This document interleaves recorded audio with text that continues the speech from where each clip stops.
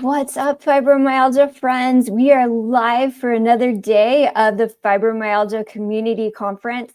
Come on in and join us where you're streaming in from. Hello to all our Facebook and YouTube friends out there. We're so happy to be here. And it's a Monday too, but I don't have a case of the Mondays because of our special guest. He has definitely changed my mood, and we're excited to have Jim from Patients Rising going to come up on stage and share with you this special presentation today. Thank you so much for everyone that's participated so far. I can't even remember what day we're at because we've had some extra presentations throughout each day. But we are Support Fibromyalgia Network, and we're here with Team Fibro and all our friends around the world. Support Fibromyalgia Network is a national nonprofit organization focused on patient and medical education, research expansion, advocacy training, and collaborative care, which includes group health coaching. So please join us. Let us know where you're tuning in from around the world. I am Melissa Tolwar. I'm the Executive Director of the Support Fibromyalgia Network, and I'm also a board-certified functional medicine health coach. I'm here with the awesome co-host, Danielle. Danielle, give us a shout out and let us know where you're streaming from. Hey, I'm Danielle Patilli. I am in North Carolina, and I'm so excited to be here again and talk to Jim and see his awesome face. And I am a rare disease patient and advocate, and I work with multiple nonprofits, including Support Fibro. So I'm ready to talk to Jim and hear what he has to say and learn about Patient Rising. I know, we're thrilled. And I think this is going to be just a first installment of a conversation with Jim because there's so much to talk about. I know we've learned a lot from him in the masterclass, and we're going to get into that too with Patients Rising. We got to meet him at Capitol Hill. We'll share more. There's so much to talk about that if we don't get it all in today, we'll have to bring him back in 2024. Good morning, Karen. Welcome. We have people from all over the world because this is an international conference. Hello, Mo. Thank you so much for always supporting our channel. We appreciate you always tuning in from Chicagoland. I know LaMonica, and please correct me if I get these pronunciations wrong. Hello from South Carolina, our friends. Just waving in. Carolinas. I know the Carolinas represent. So come on in, share chat, ask questions, tune in live, and we will get started with Jim and bring him onto the stage. So here we go. Jim is the Chief Patient Officer at Patients Rising, which keeps him squarely in the middle of all the patient-centered activities at the organization. He is a registered medical assistant, a board-certified patient advocate, and holds a degree in writing from Columbia University. Jim enjoys working closely with patients to help them tell their stories, strengthen their writing and speaking skills, and make learning opportunities satisfying. He lives in New York City with his wife and several cats who maybe need to join the Pause for Fibro team as well, Jim. At least one of them is going to be bound to show up potentially in our online meeting. So I'm going to bring Jim to the stage, and we are going to welcome Jim from Patients Rising to the Fibromyalgia Community Conference stage. Hey, everybody. How you doing? Good to see you, Melissa and Danielle. I'm over the moon excited to have you here. I'm so glad we got a chance to set this up. Thank you, Jim, for joining us today. It's my pleasure. I feel really honored to be here. I love talking with people, and I love the fibromyalgia community. So I feel really special being here today. Well, and you know, it is definitely one of those interesting times because it is live, right? And to everybody out there, we are really live in action. So that's what makes it fun and intense at the same time. Yeah. See, I can do this and I can't take it back. It's live. That just happened. Oh. Well, and again, we have to be careful of like the dad jokes because that has come up before in the past. I know with our Patients Rising, I'm not good with telling jokes. So I will leave that to you and Danielle to go in that direction. But Jim, do you want to share a little bit maybe about your story or what brought you into being such an amazing advocate with all of the patients and Patients Rising? Sure. Thanks for having me here. I've been involved in patient advocacy since I was a little kid. When I was 10 years old, my mother was working at a nursing home, and the easiest way for her to babysit me after school was to turn me into a candy striper. So I became a volunteer at the nursing home at 10 years old, and I haven't turned back. I'm not still a candy striper, but you know what I mean. I'm still really involved in patient advocacy and working with people of all types, all ages, all disease states. I did about 15 years at Columbia Medical Center as a clinical trial coordinator, and I was working with rare disease patients. When I got out of medical assistant school, this was back in the early 90s, there was still a lot of activity going on in AIDS research, and I became a phlebotomist at one of the busiest AIDS research centers in New York City. So yeah, I like being on the front lines with patients where the problems exist, and finding solutions for them, and giving people the tools to empower themselves to navigate our not always easy healthcare system. So yeah, I've just been living this my whole life, and I've landed here at Patients Rising, and I'm thrilled to be here because I get so many opportunities to work with all different kinds of people, patients, caregivers, their family members. Yeah, I feel very, very fortunate. Well, we are fortunate to have you in our ecosystem and sharing as well. And I know we're going to be talking a lot about Patients Rising when we mention that, and we'll be sure to include links in the description of all our videos so people can learn more about the organization. Can we start there too, on sort of maybe a top level, like what is Patients Rising, since we're referencing it so much? Oh, sure. Yeah. Well, Patients Rising is a 501c3 organization, a nonprofit organization, founded back in 2015 by Terry and Jonathan Wilcox. Terry is still the co-founder and CEO of Patients Rising. And the organization was built to provide both support, learning opportunities, and advocacy opportunities for patients with chronic illness, rare disease, or other kinds of disabilities. To fulfill that mission, we do a lot of projects that try to support patients across different disease states. So for example, rather than doing a class on multiple sclerosis, we'll do a class on the issues that affect lots of different disease states, maybe including multiple sclerosis. And these are often, as no surprise to the audience, I'm sure, is navigating insurance issues, or communicating with your physician, or at an even higher level, getting involved in legislative advocacy. Because if we can change the rules of the game by interacting with lawmakers, we might have a healthcare system that serves us all a little bit better than this one now. So if you wanted to learn anything about what's going on at Patients Rising, I'll give a shout out to Joe, our chief digital officer, for setting up the patientsrising.org. He's organized the site so that it's pretty easy to find all the different things that we're doing. So if you went to our homepage, patientsrising.org, you'd find a link for getting help, which is where our patient helpline lives.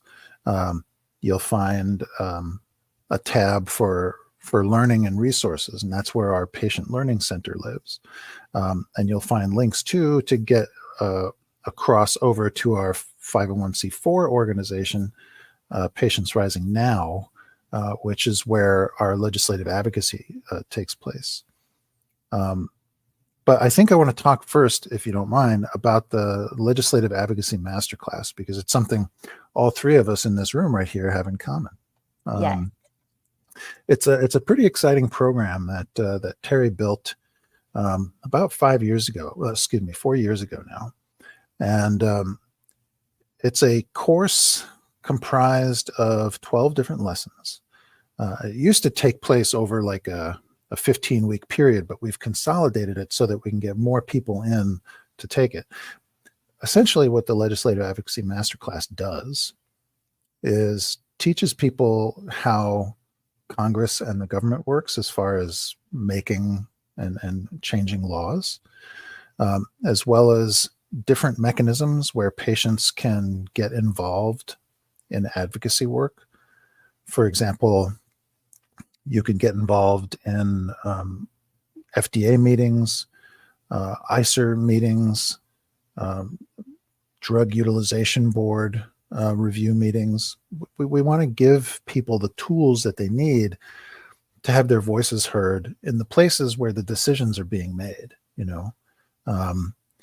It's really easy to get stuck in sort of a passive role in healthcare, where you just kind of do as you're told. And I'm sure the healthcare system would really appreciate it if we all just shut up and did what we were told. But that's not our style, is it, folks? So we're all about making sure that the patient voice is loud and clear and can't be ignored. And so the masterclass is designed to help give people the tools to do that. When you graduate from it, you'll have skills like how to write legislative letters, to your congressional representatives. You'll be able to participate in our annual fly-in, which is that's a pretty exciting gig right there. I'm not going to lie. It's where a whole bunch of really motivated advocates get together, go to Washington, D.C., and organize meetings with dozens of congressional offices to promote the bills that, at least at the time, have the potential to make the most difference for patients. Things like the Safe Step Act, the Benefit Act, and other similar bills that will really, we think, change the landscape for patient empowerment. But getting together at the fly-in, that's a hoot.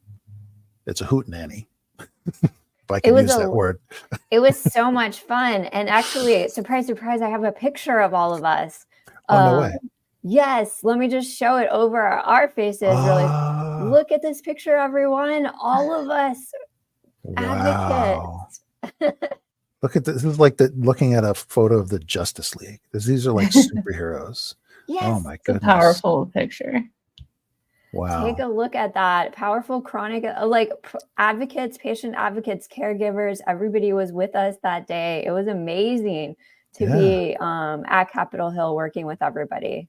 Oh gosh, yeah, there were people coming from Hawaii, all states across the country. Wow, yeah, it was a heck of a turnout. What a good feeling too. I mean, speaking up for yourself is important, but speaking up for yourself in a group setting where everybody is sharing the same kind of energy, ooh, boy, that's powerful stuff. When I come home from the fly-in, I'm both completely exhausted, but also supercharged. It takes me through to the next fly-in. I mean, because it's just that much energy involved. So yeah, anybody who has any questions about that ever, reach out to me, or frankly anybody in the organization, because the fly-in and the master class are real hallmarks of how we carry out our mission for patients. We also have something, if you're interested in getting involved in advocacy or becoming a stronger, more effective patient, but you don't want to go to DC and get involved in legislative advocacy, we have another program called Be Your Own Best Advocate, which is a series of 10 classes that make up a full course that teach things like communication strategies with your doctor. What are your rights as a disabled person? How can you make changes when you find errors in your medical records? What if you're a person from a marginalized community? How do you speak up for yourself at a hospital or with your healthcare providers? The things that patients came to us and said, these are things I struggle with. So we built a series of lessons to try to strengthen where people felt like they needed some support. And they're all led by brilliant chronic illness patients who have careers in advocacy and teaching and communications and filmmakers. We pulled out all the stops, folks, and it's fun, it's easy, but it's also eye-opening, a little mind-bending. It'll really change your perspective both on yourself and how you can interact with the healthcare system around you. That's incredible. I think that's so important, and people don't even realize, even when you don't have a chronic illness, how important that is. I find so many friends or family members that will come to me and be like, this happened at my doctor's appointment. I'm like, no, you had a right to, say no, or like have this not happen. So I feel like even sharing that to just anyone's family or friends would be huge. I always want to go to my family or friends like doctor's appointments to be their advocate for them, but having them learn to be their own advocate would be like incredible. I think that's a class everyone should take. I completely agree. And to your point, Danielle, I think doctor's visits usually go pretty well as a team sport.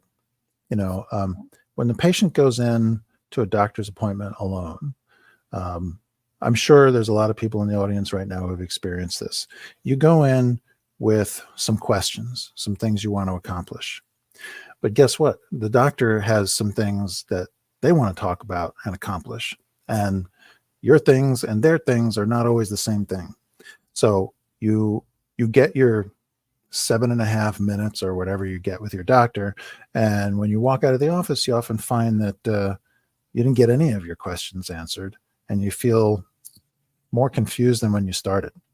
So there are some good strategies for, and don't worry, this isn't spoiler alert. I'm going to give away all our secrets right here. So yeah, having somebody with you to take notes, to remind you about the questions you wanted to ask, and that partner, that buddy, consider it like a buddy system, needs to be the kind of person who doesn't mind interrupting people and being a little on the loud side. The sad truth is, when the squeaky wheel does get the grease. So you have to be prepared to speak up for yourself. And if you're kind of timid, you're unsure, bring that friend or family member who's really obnoxious and doesn't mind chiming in on your behalf. Because it really is important to make the most. I mean, think about it this way. It takes you probably 6 months to get an appointment with the doctor, the specialist that you need. And you're going to get, if you're lucky, you'll get a half an hour. Most of the time, you'll get 15 minutes. And if you don't get what you need out of that visit, you're going to have to wait 6 months again. What? That's insane. So you got to make sure that in that visit, you get what you need. Because otherwise you get put to the back of the line again, and you got to make your way to the front. And that's no way to live. I learned that lesson the hard way myself. So be bold, be brave. And if you need some tips on how to do that, yeah, come take our Be Your Own Best Advocate class. Totally free. It's, like I said, easy pickings. We're not going to break your mind bank here. And if you do that and you feel like you want to get even more involved, we've got the Legislative Advocacy Masterclass waiting for you. You can take that again for free and get involved in the fly-in eventually. But yeah, we try to build enough support so that we sort of look at it as a patient comes to us newly diagnosed. They're confused. They have a lot of questions. So we want to teach them, here's how to learn more about your diagnosis. Here's where you can find other people, support organizations like Support Fibro, who can help answer some of your questions for you, because they've done a lot of the hard work. They've had to beat through the bushes to find answers. So instead of you starting from square one, lean on your peers and your companions to share information that they've learned the hard way. And we believe that big network, all working together, that's the key to having success in healthcare. Absolutely. Yeah. That's why we collaborate so much and we talk about patients rising to work so much, because on one front, we do legislative advocacy for fibromyalgia, but we get a lot of questions on other healthcare policies, things at state levels and even federal level. So we refer back to Patients Rising, take the masterclass, learn more of people that have gotten really excited about doing advocacy, or like you mentioned, the other class, being a better advocate in the doctor system. A lot of questions we get of people understanding, people have been amazed after they've learned this too, is the medical notes and understanding that you can also go back to your doctor to change things. But it's hard because there's a lot to do, and patients need to be more supportive in this environment as they go back and forth, because we're hearing from some people in the audience right now that they do feel dismissed, or it's exhausting to try to go through this whole process on your own. Gosh, it's a truer thing has never been said. It is exhausting. And it feels like the system is built not for patients, but for someone else who knows. But it doesn't feel easy for patients. And it should be, if not easy, certainly easier than it is right now. And I think we can do that when we work as a team. For instance, we've put together something called the Storytellers Guild, because people were having difficulty owning their own narrative. Like, I have a diagnosis, right? But I'm also I'm a husband, I'm an employee, I'm a brother, I'm a son. I have lots of different identities, not just one that comes with a diagnosis. So how do we come to terms and pull all that together so that we maintain our own dignity while also speaking the truth to people who need to hear it? It's not easy. It's a balancing act. So we built the Storytellers Guild to have monthly workshops, writing prompts, just to make you think a little bit more about how you talk about yourself. Maybe not just to your doctor, but to your fellow fibromyalgia patients. How do you talk about your disease to your family? We just got past Thanksgiving, and I can't see you raising your hands, but I bet if I asked you to, there'd be quite a few people here who had awkward conversations about your condition over the Thanksgiving table, because you're trying over and over again to explain why, and an invitation to dinner is a beautiful thing and we don't want it to go away, but you also have to understand that I don't always have the spoons to do it. These are awkward but really important conversations. So how do we tackle those?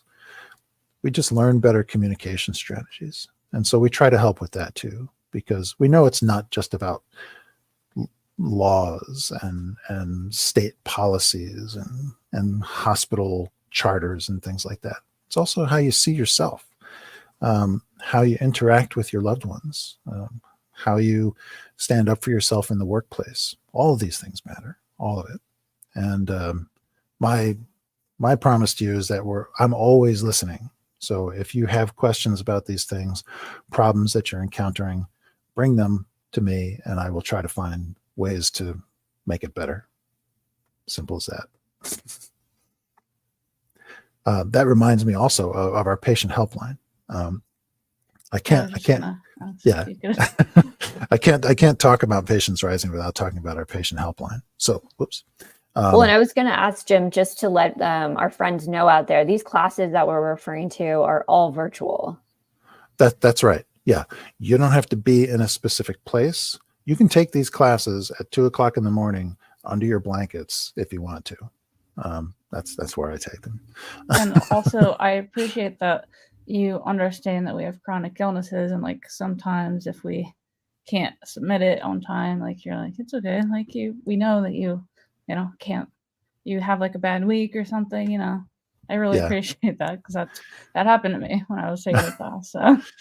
Well, thank you for mentioning that, Danielle, because I think it's important. Yeah, I would want everyone here to know that even though we have to build some structure around having a master class or a Be Your Own Best Advocate class, we are you. You are us. We get it.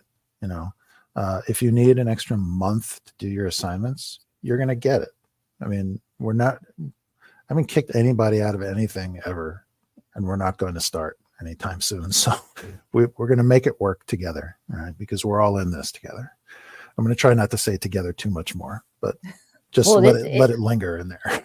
This is the community conference. So we do talk about community. This is all about building a community, knowing that people are not alone out there, even though it may feel like it, but we have a lot of friends that have been showcased on the conference, and we're building this community of resources so people can really lean into that, especially now, like just having a light force or Care Bear Stare, whatever you refer to, Justice League, all of us teaming up and working together to create change. And that's what makes it so wonderful. So with these online classes, you can learn at your own pace. So those of you that are perfectionists out there, like myself, who really get intense with deadlines, you can kind of calm your nervous system a little bit. There is some leniency there. There's some, and it's fun assignments that actually teach us to be better in storytelling and share. And there's different ways that you appeal to different learners through the course as well, through audio. If people want to do a little audio podcast, share their story written, because we all have our own strengths. So that's why I appreciate the diversity of the class. Yeah, thank you for mentioning that. I think that the community aspect is really important. It wouldn't be a community if we didn't build tools and platforms that anybody could use. Right? We don't want to exclude anyone deliberately or even accidentally. So when we're putting these classes together, you don't have to worry about hitting too much like legal terminology or medical terminology. Having come from a background of clinical research, we've learned, or we were taught, that when you're putting materials together, you're not talking down to people. You're just talking at a common level that everybody can understand. So we don't dumb it down, but we don't brag about, we're not showing off our vocabulary either. These are all classes that anybody can succeed in. And I want to say something else about asking for help, which is a big part of being a part of a community. You know, it's not easy to ask for help. Depending on where you're from, there's a lot of cultural resistance to asking for help. You know, in the US, I know that there's this like rugged individualism, and, you know, like my dad, you know, he could cut his hand off. He wouldn't go to the doctor. He'd just duct tape it back on, you know, which is, don't do that, by the way. But asking for help is not a sign of weakness. As a matter of fact, because it's hard, it's a little bit like a sign of strength. If you can go to someone and ask them to help you understand something that's confusing to you, or even if you just need a ride to the doctor and you want to talk to your neighbor and ask for a lift, try to get over the fear and hesitance to do that. Because when we ask each other for help, we're not just potentially getting the help we need. We're giving another person the opportunity to do a good deed that makes them feel better about themselves. We strengthen all of us when we reach out to each other. So don't be afraid of that. And my Scouts Honor commitment to you is that you can reach out to me about anything. Nobody's ever going to get shamed. No question is too big or too small. So it's a safe place. We're in this big virtual safe place, and it feels really good, really good. Well, that's a perfect segue to the patient helpline and reaching out and asking for help and getting some services. Oh, yeah. So the patient helpline is, I'd say that's kind of where my heart lives the most. Patient helpline was started back in 2019. And the original plan was that we wanted to field questions from people about things like what is step therapy? Why am I going through this? You know, or I don't understand what coinsurance is with my insurance. You know, we wanted to talk policy and stuff. And so we were ready and prepared to do that. And then like 2020 happened and everything changed, as you all know.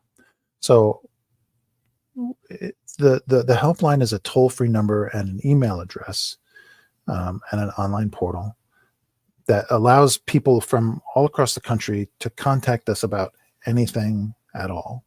And the reason we keep it really wide is because we believe access to healthcare is impacted by just about everything you can think of.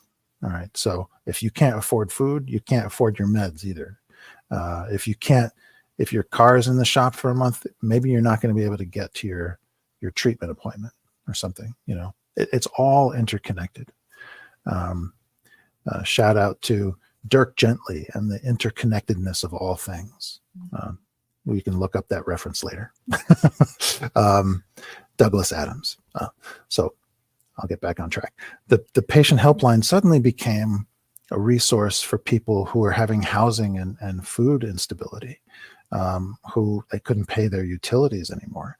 And so the helpline really changed, like it flipped completely and became what the people needed it to be, which was some dedicated investigators.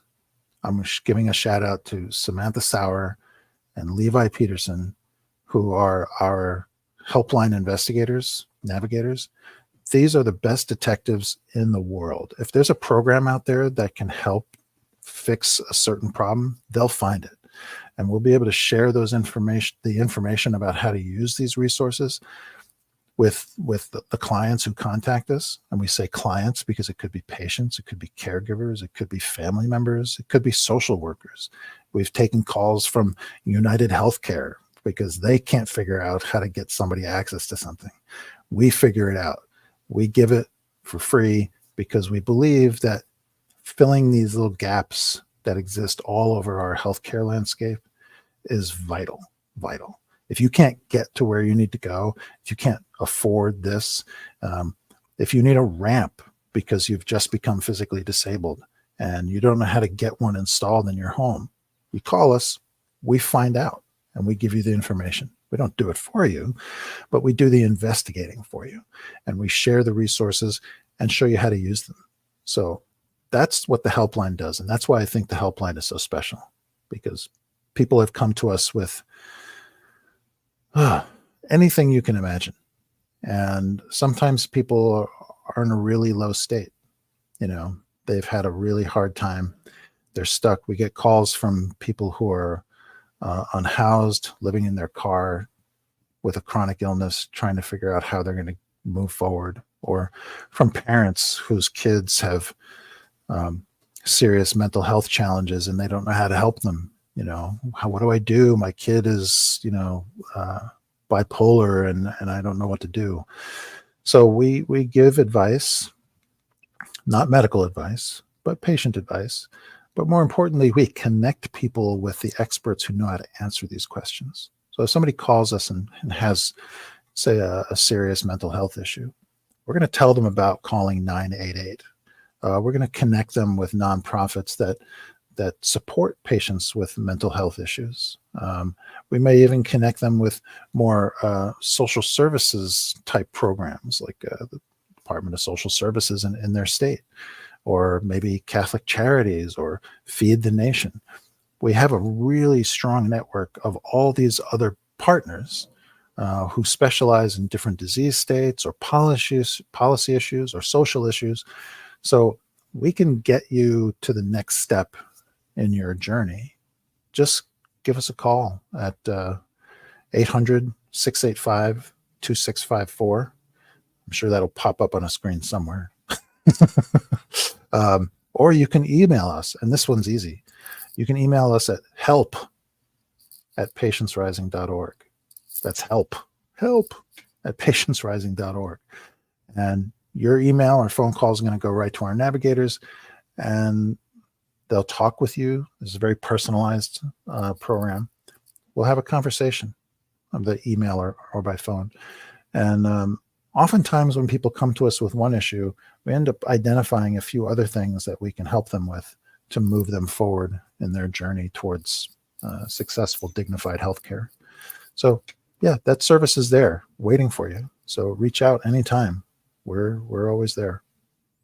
Yeah, that's an amazing service. I feel like people don't realize the interconnectedness of things, like you're saying. And so, like you're saying, being able to call, and even if you're calling about one thing, that's incredible that you're able to I guess, help people figure out other things too, because, if you're calling and you don't realize that you can help find other things for other people. Like you're Yeah. saying about cars, like I know, I mean, I don't drive. So if I were to have a problem and not be able to, get to my appointment, I know I can call you guys and be like, listen, I don't have any way to access to get to, but I wouldn't think that that's something to call someone to get help about, Yeah, that's like a health related issue. Right. Most people don't think that that's connected to their healthcare. Right. You don't think of your car as part of your healthcare plan, but it kind of is. Oh, we talked a little bit earlier about cats making an appearance.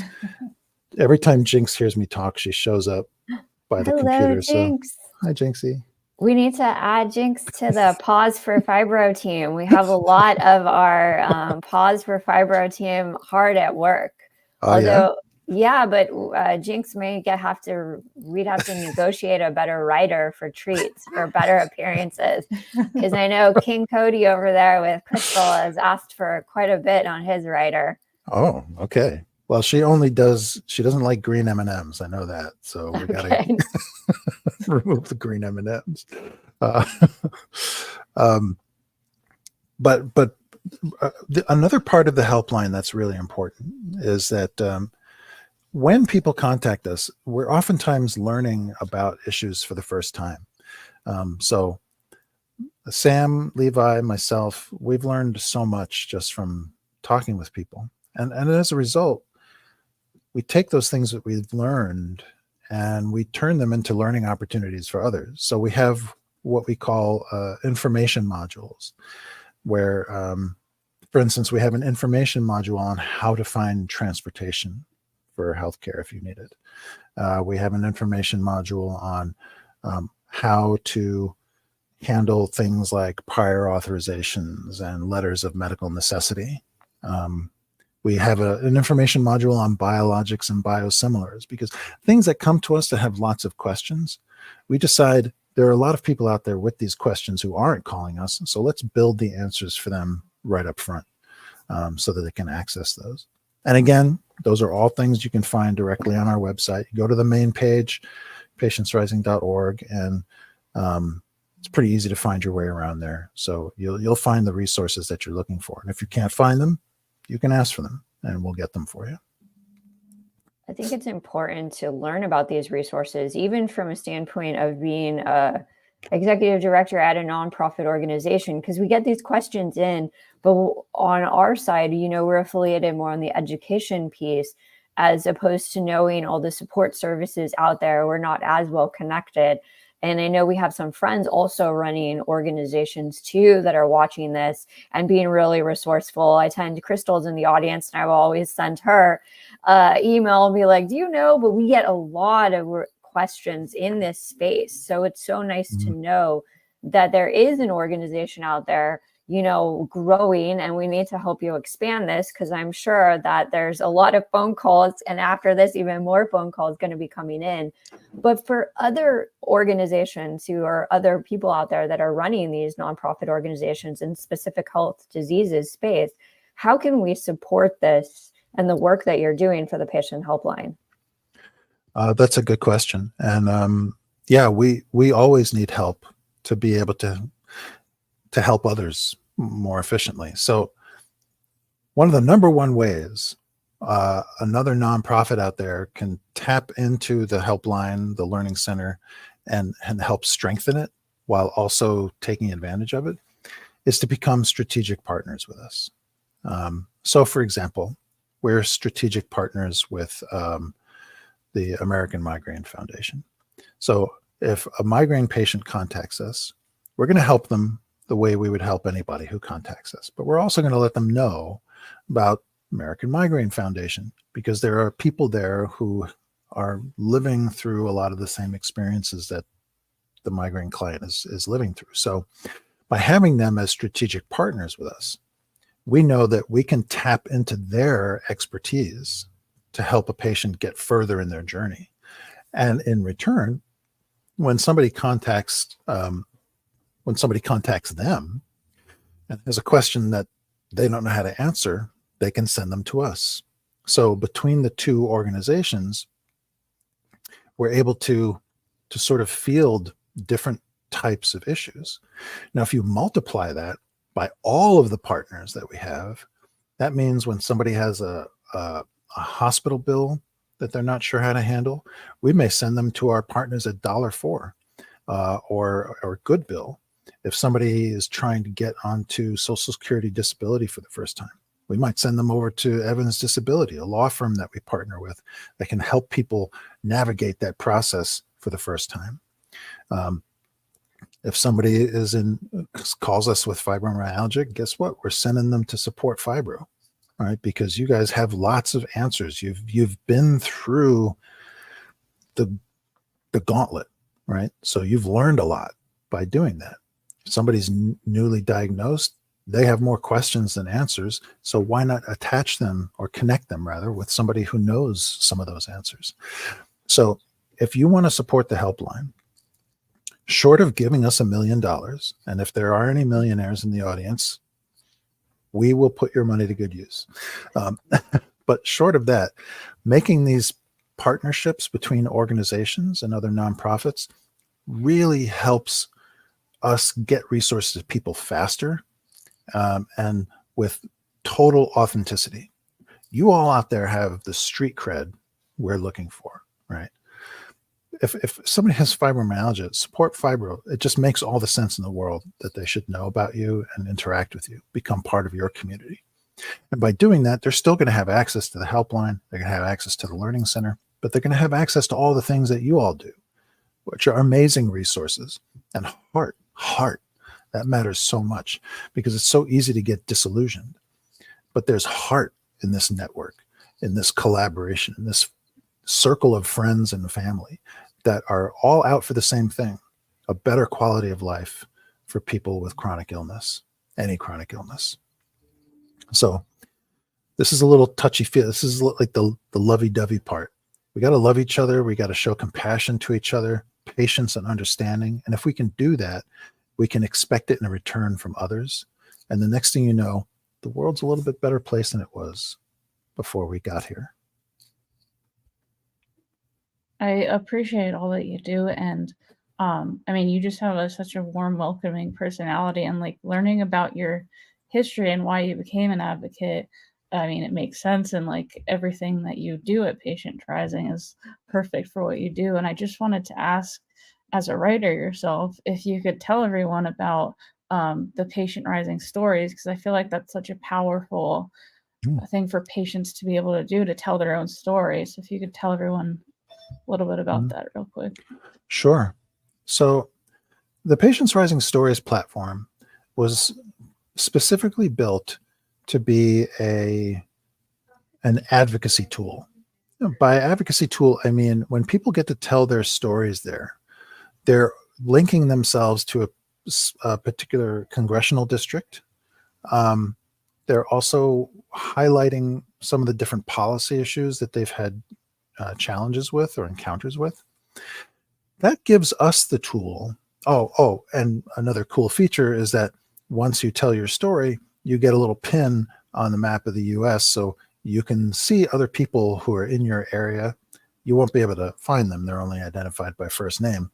But a lot of times people put their social links, so you might be able to connect with people that way.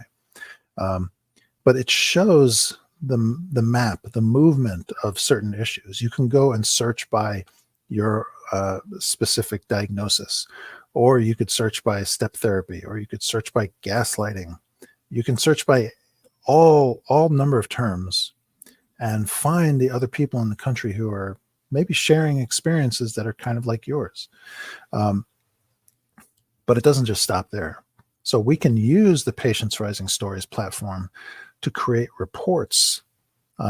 We created a report to the state of Alabama, for instance, because we found that a lot of people reported transportation issues in that state. They didn't have the right support to be able to get back and forth to specialists and so forth. It wasn't a major problem, but it was enough that we thought, hey, maybe Alabama needs to know about this. So we put together a report. We sent it to some congressional representatives in Alabama. I don't know what happened to it because I'm not so much on the legislative advocacy side, but it's an example of how we can take your stories and actually turn them into action by treating them collectively and giving us opportunities to find both where and what the problems are and connecting them together so that it's like a collective bargaining agreement. If you have more patients talking about a specific issue in a specific place, you suddenly get more volume, more weight to your voice and to your needs. Now, that alone would be really cool.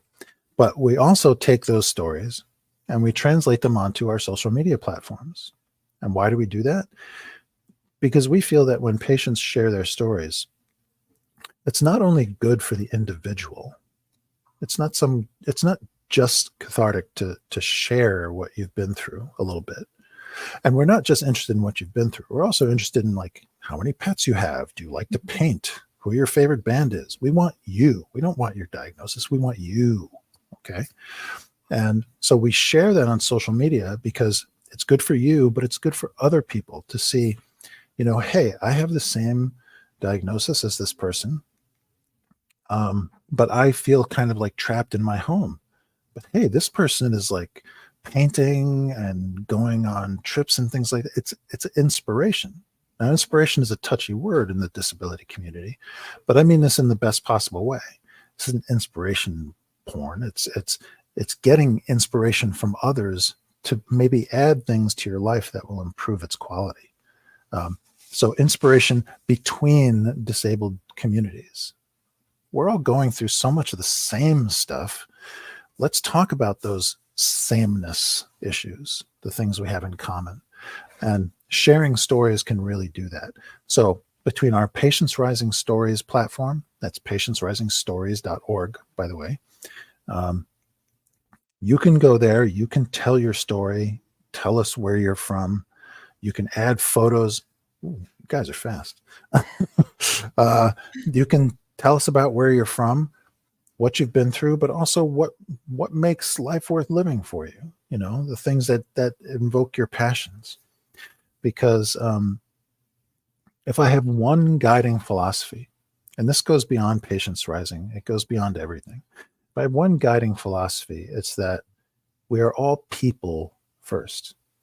The patient part is a hat we wear that we can sometimes take off and just be the person that we were meant to be.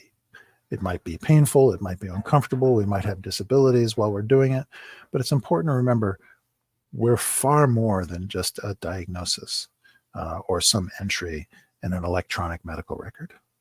And we want to support people holistically to help them find their passion, support it, but also in that process, find support and resources to navigate the complexities of healthcare. Boy, I've been talking a lot. But we love it. I mean, this is where we said to everybody too, this is sort of part one, because we know we want to connect back in 2024, but you have an opportunity to connect with Jim also on social media and Patients Rising. We're going to have to give all this information to you, condense it, probably write a blog on our website too, to also send people over. And Jim, for 2024, like what's ahead for you, for Patients Rising and the organization? Oh, okay. Well, it's a lot of exciting things. First, I'll talk about my own plans for 2024. I plan on being in more places. I felt like for a while I've been so focused on the work that's happening at my desk. We're all remote employees, by the way, at Patients Rising. So I work from home. Don't worry, I'm fully clothed, folks. But I want to get out where the people are more. Opportunities like this to talk to my people. You're my people. Sorry, guys, you're my people. I don't know if you knew that, but now you know. I love it. Welcome to the nerd crew over here. So. Oh yeah.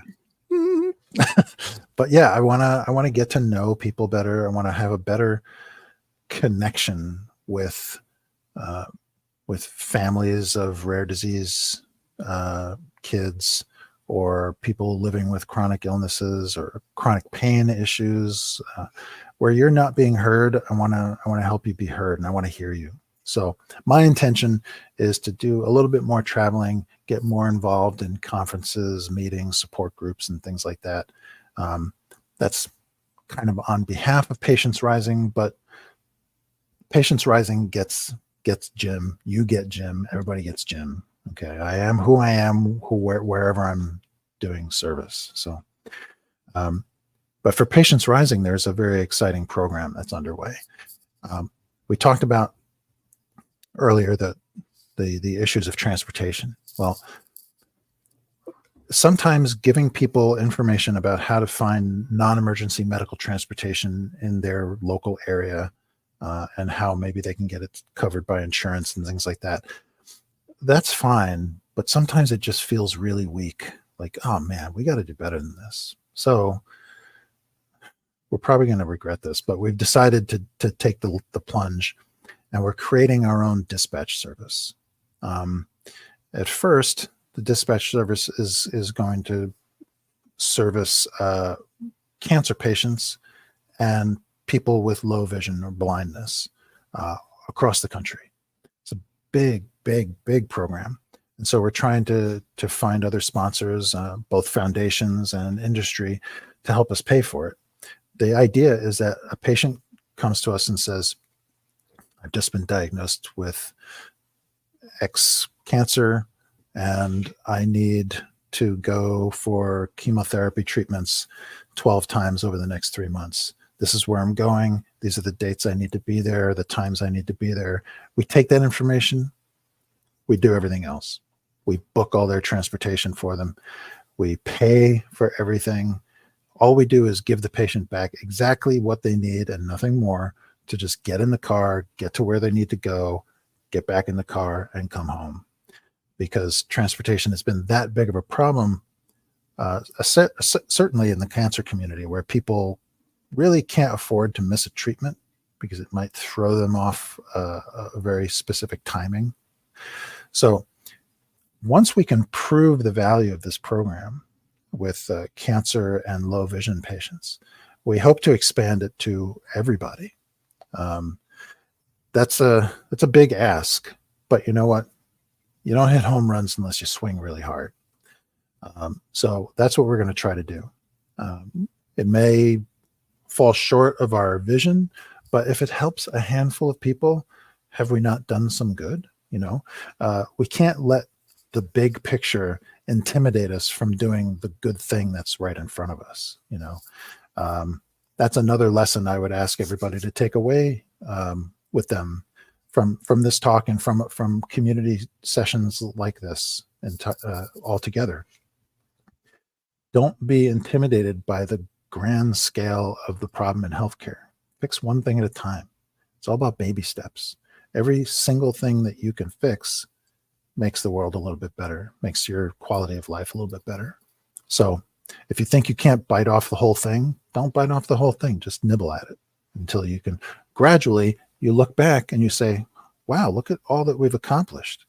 And that's what every nonprofit is really trying to do, right? All my nonprofit people out there, baby steps, nibbles. And next thing you know, you look back, you've accomplished a lot. Although I think I need to learn to nibble, because as you are saying all this stuff, I really probably should connect with Joe, because the nerd in me was getting overly excited on a potential technology feature of using GIS integrated with what you're doing for the dispatch systems. And I'm not going to distract everybody with that comment right now, and we'll continue on. But my nerd brain just went, and so I'll talk to you at another point, and we'll get into the GIS or GIS system a little bit better. Sounds good. I like the sound of that. Danielle, do you have any last questions before we start to close out the interview? I just appreciate everything you're sharing and everything Patient Rising's doing and everything that you do. And I can't wait to get everyone else connected, because I think it's so important. And I have learned so much from the advocacy course, or the master class, and I definitely want to take the what is the other course called? Sorry, brain fog. Be your own best advocate. Yes, definitely want to take that course. But like you're saying, taking nibbles, before I took the master class, I thought I knew, things to do for legislative. And then I took that course and I was like, there's so many other things I could do. And it's like small things, big things. So I recommend taking that course for everyone, because there's just like small things. It goes on a scale of whatever you feel comfortable doing to help in the legislative area. All starts with feeling like you can safely enter into this space to do some learning. And we've built it so that it feels safe and comfortable and easy. And I run all of our educational programs, and you've probably picked up by now, I'm a pretty chill dude. So everything's going to be fine, folks. Everything's going to be fine. Just come to us and I'll walk you through everything. Okay. Well, I think everybody is really enjoying your voice too. Even Crystal is like, you totally record poetry, inspirational. And I know I saw a comment earlier from Michelle. It reduces our nervous system, so calming. So this is what it's like to connect with Jim. Yes, and just as amazing storyteller working with you. Also, Frank says hello. Frank's on the Patient Senate, leading the Patient Senate with us. It's been amazing to work with Frank too. Yeah, gosh, we didn't even get to the Patient Senate. See, guys, this is why we need another session in 2024. There's a lot of stuff going on.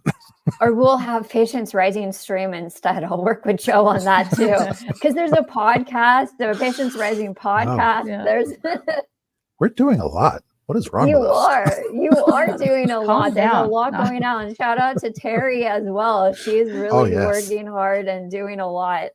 She is our fearless leader, and because she's not afraid to tackle anything, we get our hands into everything.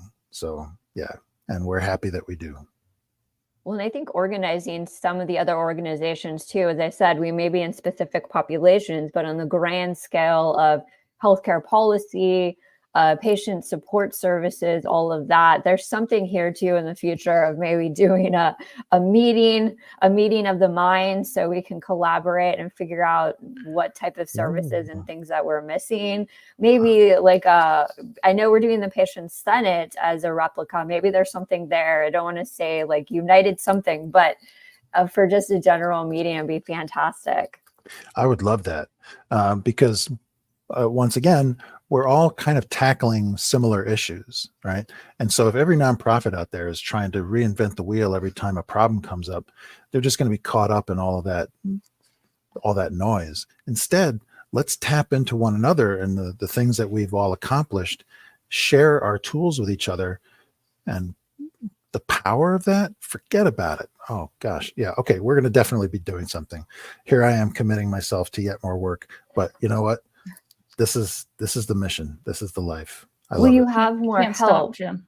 I know. And you have more help because it is needed. I know when everything shut down and some of the patients were reaching out to us early on because their caregivers couldn't come or their home care weren't able to come. So I was sending out, we remember it was called the toilet paper ferry. I was sending out toilet paper to all the support group leaders so we could distribute toilet paper, soap, laundry detergent, stuff that wasn't covered by certain things or what could be afforded through SNAP and those benefits. So we're streamlining it across the country, sending it to a point of person with all the goods being sent so they could distribute. It's challenging. And so we want to be able to collaborate with organizations like Patients Rising. You guys are doing so much great stuff.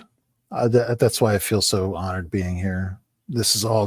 We're all part of the solution, and working together like we do, it means everything. So keep up the great work. Support Fibro and the Fibro Network. You guys are incredible.